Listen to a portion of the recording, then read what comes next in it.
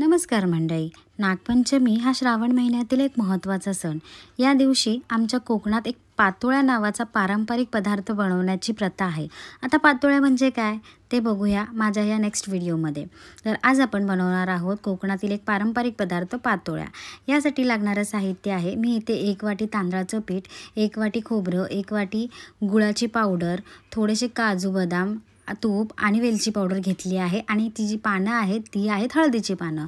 आता पहिलं आपण सारण बनवून घेऊया. त्यासाठी मी एका पॅनमध्ये थोडं तूप टाकून त्यामध्ये खोबरं, आपली गुळाची पावडर, काजू बदाम, वेलची हे सगळं टाकून व्यवस्थित एक 5 मिनटं शिजवून घेतलं आहे.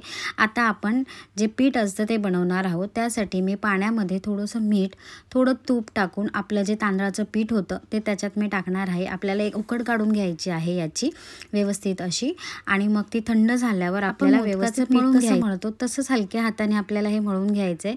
आता नागपंचमीला प्रत्येक ठिकाणी वेगवेगळा पदार्थ बनवला जातो. तुमच्याकडे काय बनवला जातो हे मला नक्की कमेंट करून सांगा.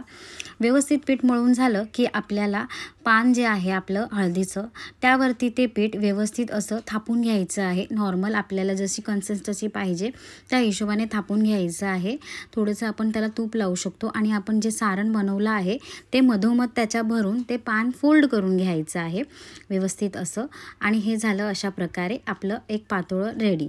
त्यानंतर एका साईडला मी टोपामध्ये पाणी गरम करून थोडं उकळण्यासाठी ठेवलं होतं, कारण आपल्याला हे वाफवून घ्यायचे आहेत, अगदी आपण मोदक वाफवतो तसेच. आता हे वाफवण्यासाठी मी ठेवलं आहे.